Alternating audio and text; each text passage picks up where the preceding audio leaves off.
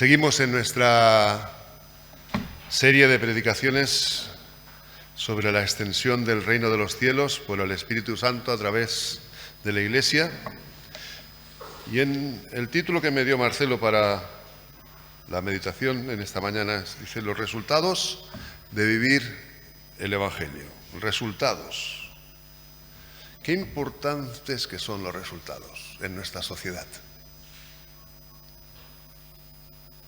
En la sociedad en que venimos, los resultados son súper importantes. En el mundo laboral, todo se mide por los resultados. Si eres un comercial, te miden por lo que vendes. En una industria, la disminución, la productividad, las ventas, la mejora de la calidad, la mejora de los servicios, la disminución del rechazo en mi trabajo, que era en el control de calidad, la disminución de las reclamaciones de los clientes, los resultados económicos a final de año, todo se mide por los resultados. ¿Y qué decir del mundo académico? Estudiantes. La capacidad de los estudiantes se mide por sus resultados en las pruebas de calificación. Y esos resultados van a determinar si van a poder continuar con sus estudios, si van a tener que repetir. Incluso en el caso del bachiller y la selectividad, pues esos resultados van a determinar su futuro, porque van a determinar qué es lo que va a poder estudiar. Porque quizás lo que quieres estudiar tiene una nota a la que no alcanzas y no tienes resultados suficientemente buenos y no vas a poder hacer aquello que tú siempre habéis querido y tienes que hacer otra cosa. Qué importantes son los resultados. Y qué decir también en el mundo del deporte. Es otro caso en que los resultados son determinantes, tanto en los deportes de equipo como en los deportes individuales. En un deporte de equipo, cuando un equipo pierde, pues ahí empiezan a temblar todos, echan a entrenadores. En los deportes individuales, los atletas están siempre con su cronómetro o con su cinta a medir, porque siempre tienen que ir más rápido o saltar más alto, saltar más lejos. Y miren su capacidad por sus resultados. Pero en la vida cristiana, ¿son también importantes los resultados en la vida cristiana? El título que me dio Marcelo para esta mañana es eso: los resultados de vivir el Evangelio. Yo prefiero, y lo voy a enfocar como los resultados de haber creído el Evangelio. Y vamos a recordar un poquito cómo estamos en nuestra evolución del libro de los Hechos. Primero vimos en el capítulo 1 cómo el Señor ascendió a los cielos y antes les prometió la venida del Espíritu Santo. Después vimos ese hecho trascendental en la historia, que es esa venida del Espíritu Santo en Pentecostés y esa manifestación de su poder. Luego vimos el primer discurso de Pedro con ese poder del Espíritu Santo en el que se convirtieron 3.000 personas. Luego, más adelante, vimos las bases de esa primera iglesia, que si recordamos era la doctrina de los apóstoles, la comunión unos con otros, el partimiento del pan y las oraciones. Veíamos en Hechos 2:42. En el capítulo 3 vemos a Pedro y Juan que van hacia el templo y se encuentran con alguien cojo que les pide. Y Pedro les dice: no tengo plata ni oro, pero lo que tengo te doy. En el nombre de Jesucristo, levántate y anda. Luego Pedro predicó, porque la gente se agolpó con ese cojo dando saltos en medio del templo, y se convirtieron otra vez un montón de personas. Y la semana pasada Marcelo nos hablaba de cómo empieza la persecución, de cómo las autoridades judías se ponen nerviosas y cogen a Pedro y Juan y los retienen y los meten en un calabozo durante una noche, y al día siguiente se juntan con ellos y les dicen que no pueden hablar del Señor Jesús, y ellos les contestan: juzgad si es justo delante de Dios obedecer a vosotros antes que a Dios, porque no podemos dejar de decir: lo que hemos visto y oído. Después de esto se juntaron para orar, pidiéndole al Señor: concede a tus siervos que con todo denuedo hablen tu palabra. Y en el versículo 31, justo el anterior al texto que tenemos hoy, vemos cómo acabó ese tiempo de oración. Dice que cuando hubieron orado, el lugar en que estaban congregados tembló y todos fueron llenos del Espíritu Santo y hablaban con denuedo la palabra de Dios. Hasta aquí es lo que hemos visto hasta ahora.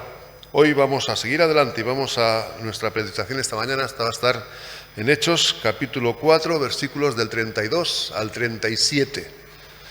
Vamos a leerlo juntos. Hechos capítulo 4, versículos 32 al 37. Dice así la palabra: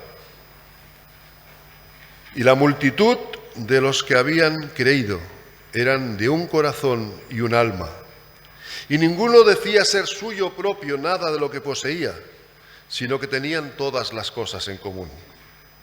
Y con gran poder los apóstoles daban testimonio de la resurrección del Señor Jesús, y abundante gracia era sobre todos ellos.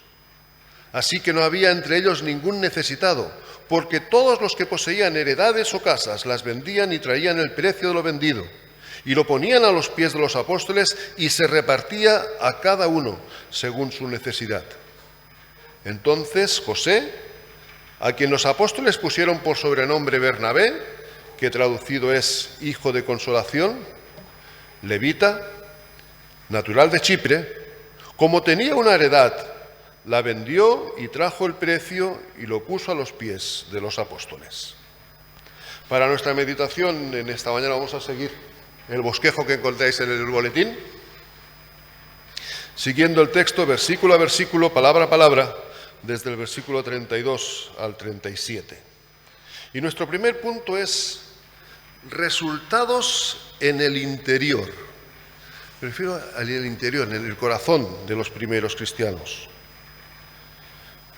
Lo primero que nos dice el texto, el versículo 32, empieza diciendo: y la multitud de los que habían creído. Lo primero que dice el texto es que habían creído, eran una multitud. ¿Cuántos eran? ¿Sabemos cuántos eran esa multitud? Vimos que se habían convertido en el día de Pentecostés unos 3.000. En Hechos capítulo 4 y versículo 4 leemos: pero muchos de los que habían oído la palabra creyeron, y el número de los varones era de como 5.000. Es decir, que ya había como 5.000 varones, y aparte las mujeres, y además de los varones, las mujeres y los niños. Una gran multitud. ¿Y qué tenían de particular esa multitud? Dice el texto: y la multitud de los que habían creído. Lo que tenía en particular esa multitud es que habían creído. Habían oído la palabra y la creyeron. ¿Y qué es lo que habían creído? Tengo competencia, ¿eh?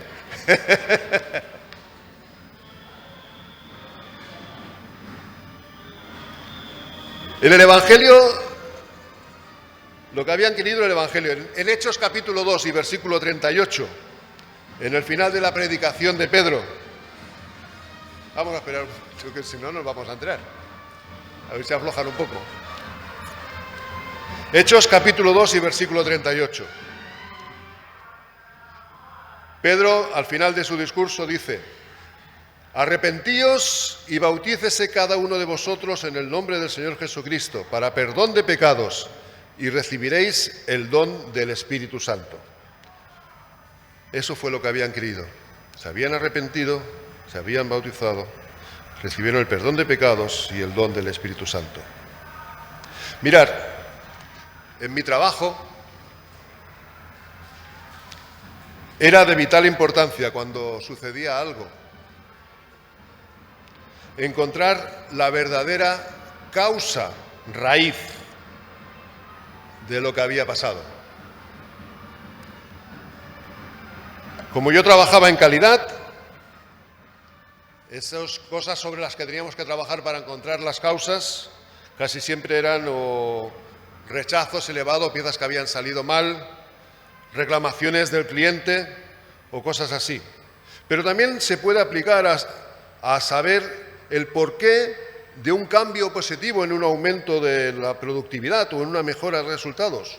En todos estos casos, como ya he dicho, es de suprema importancia encontrar la verdadera causa raíz, ya sea para poder eliminarla en el caso de problemas, como para poder reproducirla y potenciarla en el caso de mejorar resultados. Pues bien, ese hecho de haber creído es la razón de los resultados que vamos a ver a continuación. Es la causa raíz de esos resultados que vemos en la primera iglesia. Y veamos cuáles fueron los resultados primero en el interior de esa multitud de los que habían creído. Porque el Señor actúa no de fuera hacia adentro. Primero transforma nuestros corazones. Y después eso se ve en las cosas que hacemos. No empezamos por lo exterior, sino el Señor siempre actúa desde el interior del creyente hacia afuera. Por eso vamos a ver primero qué fue los resultados de esos primeros cristianos en su interior. Y el texto nos lo dice claramente. Siguientes palabras que nos dice el texto, versículo 32. Dicen que esa multitud de los que habían creído era de un corazón y un alma. Eran de un corazón y un alma. Otras versiones dicen, la traducción al lenguaje actual, dice, tenían una misma manera de pensar y de sentir. Nueva versión internacional, eran de un solo sentir y pensar.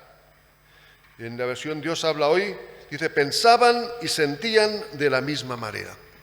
¿Cómo es posible? Miles de personas tan unidos que pensaban y sentían de la misma manera. ¿Cómo es posible?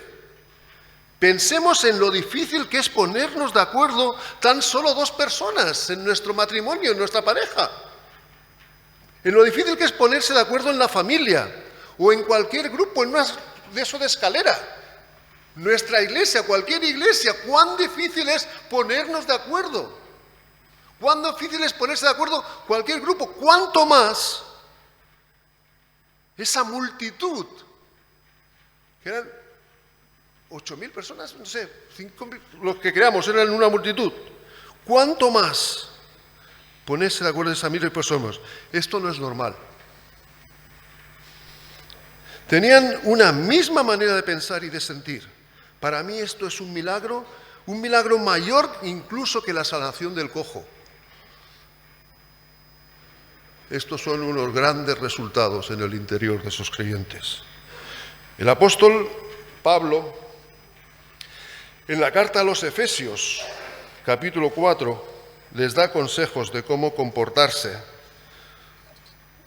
para estar unidos. Yo voy a haceros un examen ahora, ¿vale? Vamos a poner un examen. Yo voy a pedir a Emilio que me proyecta aquí Efesios capítulo 4, versículos del 1 al 6. Efesios capítulo 4, versículos del 1 al 6.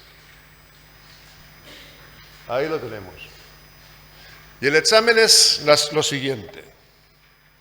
En este texto que vemos en pantalla, vamos a identificar las características que podemos encontrar de la definición de lo que es el fruto del Espíritu que nos explica en Gálatas capítulo 5, 22 y 23. ¿Qué características del fruto del Espíritu Santo se encuentran en este texto? Solo permito una respuesta por persona y tenéis que levantar la mano y yo os pregunto, ¿vale? ¿Estáis entendiendo la pregunta? ¿El examen? Tenemos un texto de la Biblia en el que hay una explicación, luego lo leemos con tranquilidad, pero de momento quiero que lo vayáis leyendo y que identifiquéis características de las que Pablo define en Gálatas 5, 22 y 23, de lo que es el fruto del Espíritu, que se encuentran también en este texto en el que Pablo está dando consejos de cómo conseguir la unidad. ¿Alguien tiene ya una respuesta? Que levante la mano y que me la diga. A ver, Javi. Mansedumbre, muy bien, una característica. Isabel, humildad, muy bien. Esa no está en la lista literal, pero podríamos decir que está en la idea de lo que son las ideas del fruto del Espíritu. Manuel, una fe. La fe es otra de las características que encontramos de eso. Laura, la unidad. La unidad es el objetivo, pero no es una de las características que vemos en Gálatas 5, 22 y 23. A ver, Mari, paciencia, esa sí está en la lista. Hemos dicho mansedumbre, hemos dicho fe, hemos dicho paciencia, hay más. A ver, Mercedes.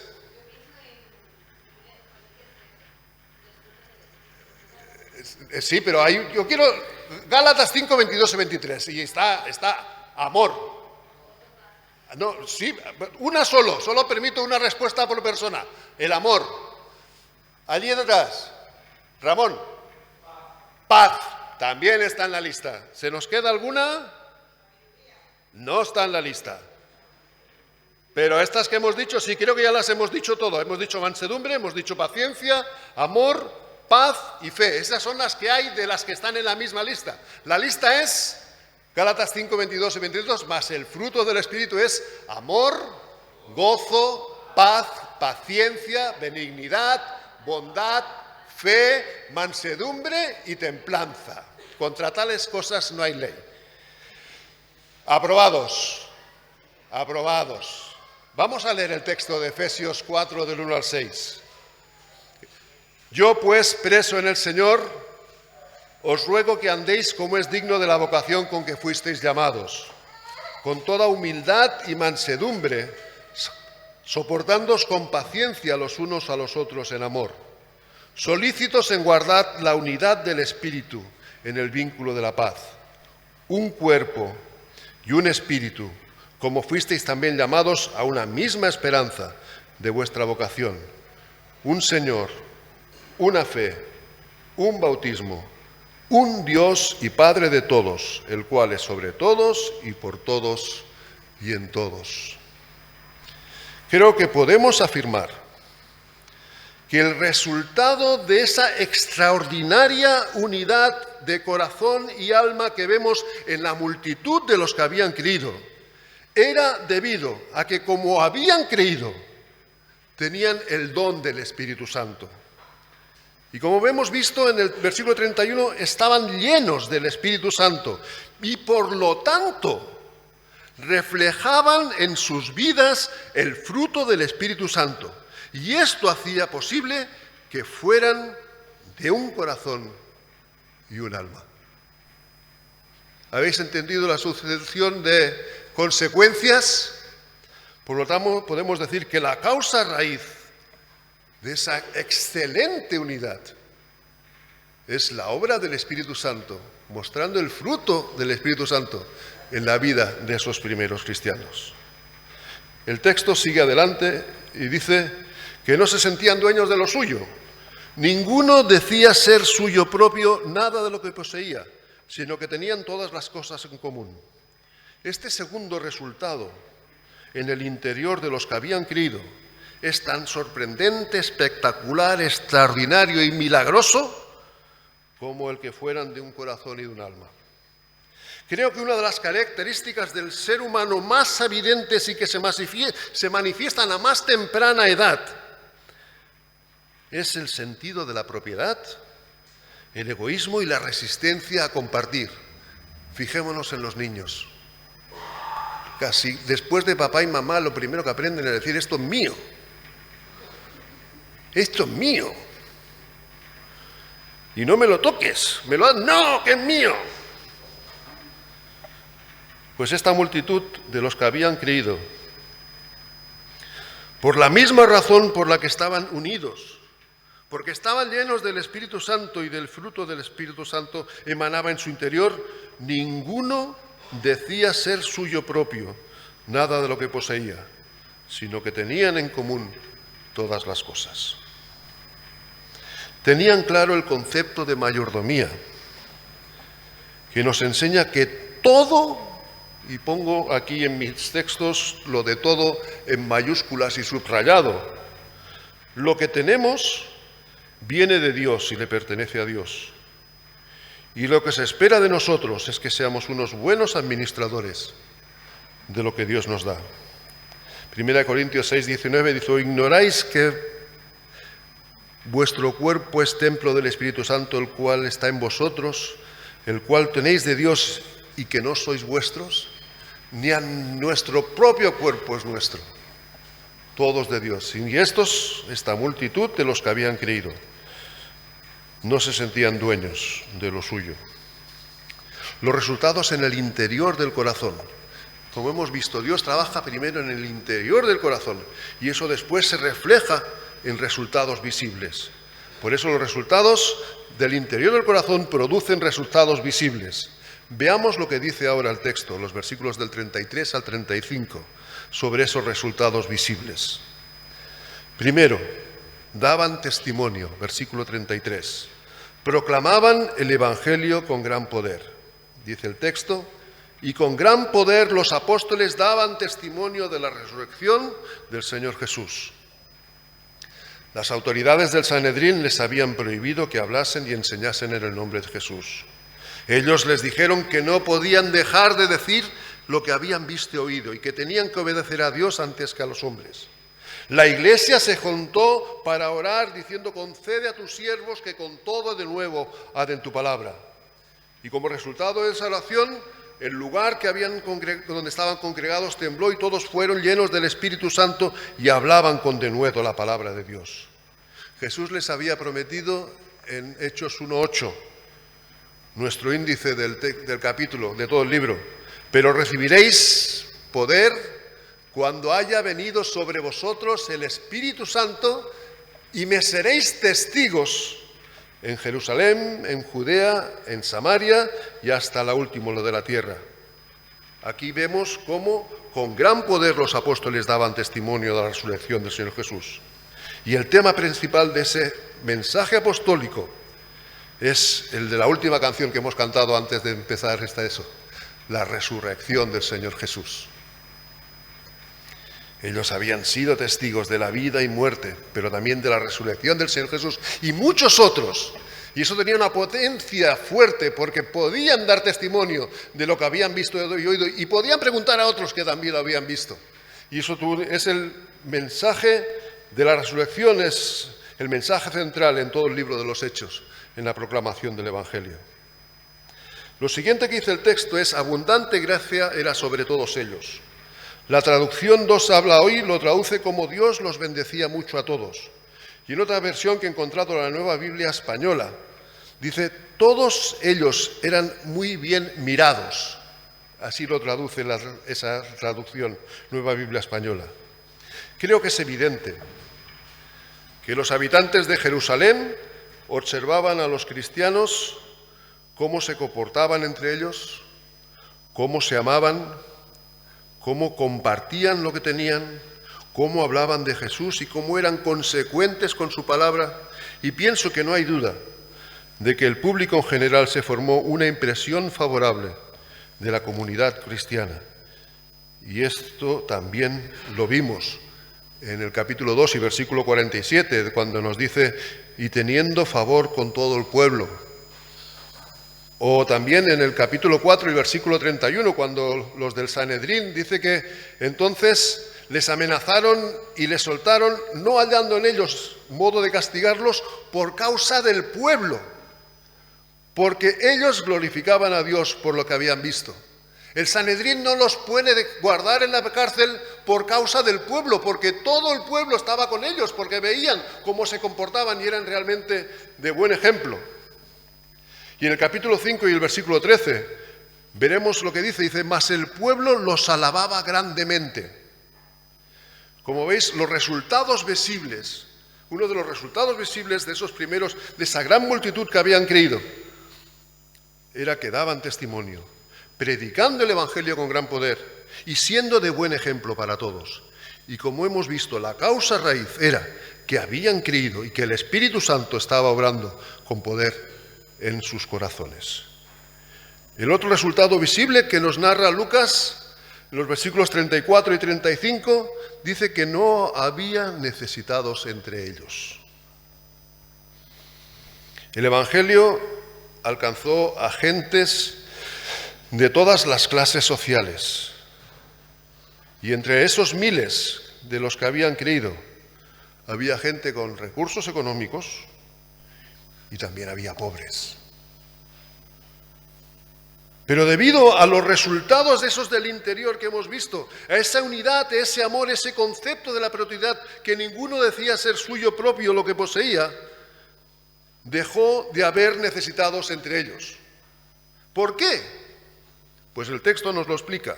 Primero, porque todos los que poseían heredades o casas las vendían. No tenían la obligación de hacerlo. No, el Evangelio no es una abolición, de la propiedad privada. Simplemente los que tenían, al ver las necesidades de sus hermanos que no tenían, movidos por ese amor que el Espíritu Santo había puesto en sus corazones, con una enorme generosidad y de forma totalmente altruista, los que poseían heredades o casas las vendían. ¿Y qué hacían después? Pues traían el dinero de lo vendido a los pies de los apóstoles. Traían el precio de lo vendido y lo ponían a los pies de los apóstoles, dice el texto. No hacía cada uno lo que le parecía con el dinero y se lo daba al primer necesitado que veía. No, lo traían a los pies de los apóstoles. ¿Por qué? ¿Qué hacían los apóstoles? Los apóstoles repartían a cada uno según su necesidad. Dice que se repartía a cada uno según su necesidad. El reparto no era un reparto igualitario como podía ser el de un país comunista, a todos por igual. El reparto era un reparto equitativo, a cada uno según su necesidad. En Hechos 20 y versículo 35 dice: en esto os he enseñado que trabajando así se debe ayudar a los necesitados y recordar las palabras del Señor Jesús que dijo. ¿Qué dijo? Más bienaventurado es dar que recibir. El dar debe ser un resultado visible en la vida de todo cristiano, independientemente de las posesiones de cada uno. La pobreza no es una excusa. No sé, ¿recordamos el ejemplo de la viuda en el templo? Que fue y entregó sus 2 blancas y que el Señor alabó diciendo que él había dado más que todos los otros. La pobreza no es una excusa.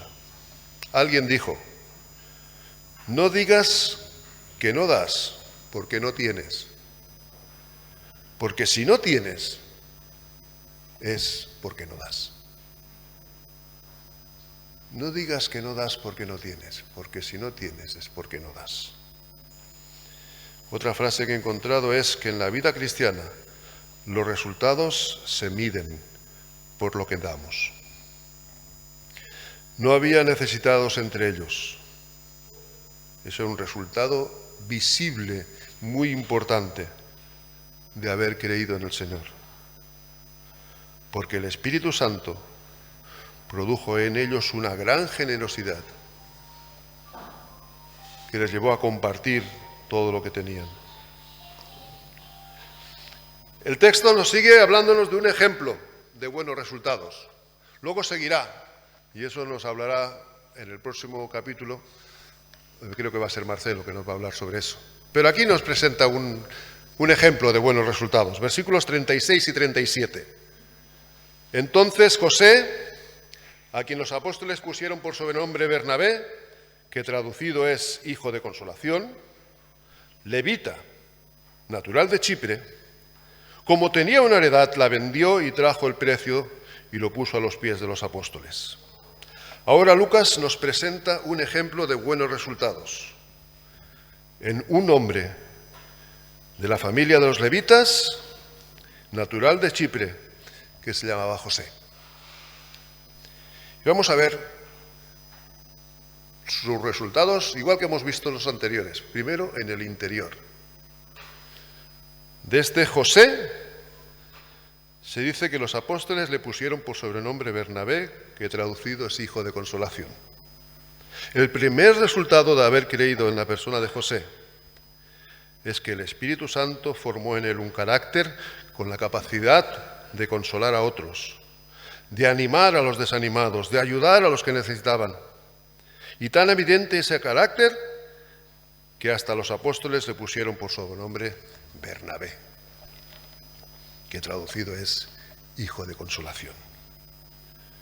Y en cuanto a los resultados visibles, pues este Bernabé tenía una heredad, la vendió y trajo el dinero a los apóstoles. A pesar de ser natural de Chipre, tenía familia en Jerusalén.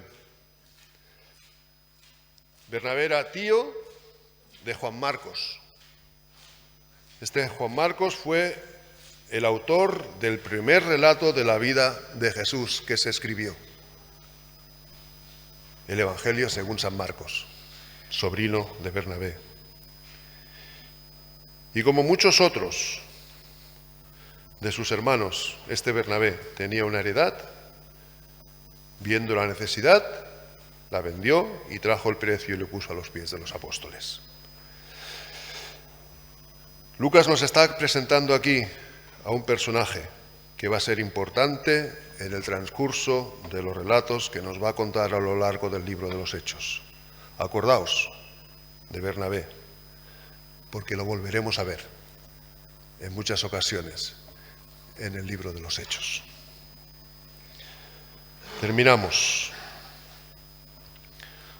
Los resultados de haber creído el Evangelio en estos primeros cristianos fueron muy buenos, pero no debemos idealizarlos. De hecho, no tardarían mucho en llegar los problemas. Lo siguiente que nos va a contar Lucas en el capítulo 5 es un ejemplo de malos resultados. El caso de Ananías. Y eso lo veremos el próximo domingo que sigamos con nuestra serie sobre este libro de los Hechos. Pero lo cierto es que estos primeros creyentes estaban viviendo una luna de miel. Estaban viviendo una luna de miel con el Señor. Y el Espíritu Santo obraba con poder en ellos. Y como el resultado de esa obra del Espíritu Santo en sus corazones, tenían esos buenos resultados que hemos visto. Ahora, ¿cómo tener buenos resultados en nuestra vida cristiana? Aplicando la misma causa y raíz. ¿Os acordáis lo de mi trabajo?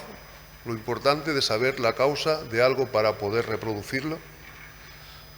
Pues si aplicamos la misma causa raíz que produjo estos buenos resultados en los primeros cristianos, podemos ver buenos resultados en nuestra vida. Y lo primero es creer. Creer al Evangelio. Arrepentíos y bautícese cada uno de vosotros en el nombre del Señor Jesucristo para perdón de pecados y recibiréis el don del Espíritu Santo. Si no has creído, si no has aceptado al Señor Jesús, si no has llegado delante de Él y te has reconocido tu perdón y le has pedido que te perdone y has aceptado su salvación, es imposible dar buenos resultados. Si no repetimos esa causa raíz, gracias a Dios, la mayoría de los que estamos aquí cumplimos ese primer requisito. Si no, no dejes pasar tiempo. Es importante que nos encontremos delante del Señor Jesús.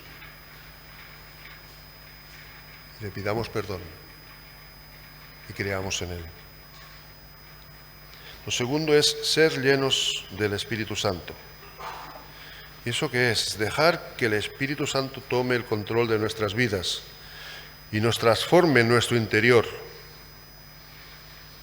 haciendo que nuestras vidas reflejen ese fruto del Espíritu Santo, ese amor, gozo, paz, paciencia, benignidad, bondad, fe, mansedumbre, templanza. Si lo hacemos así, tendremos buenos resultados en nuestro interior. Nos amaremos, estaremos unidos, seremos de un mismo sentir, seremos conscientes de que nada es nuestro, de que todo se lo debemos a Dios. Tendremos buenos resultados visibles. Daremos testimonio de nuestra fe, tanto con nuestras palabras como con nuestros hechos. Seremos buenos administradores de lo que Dios nos da.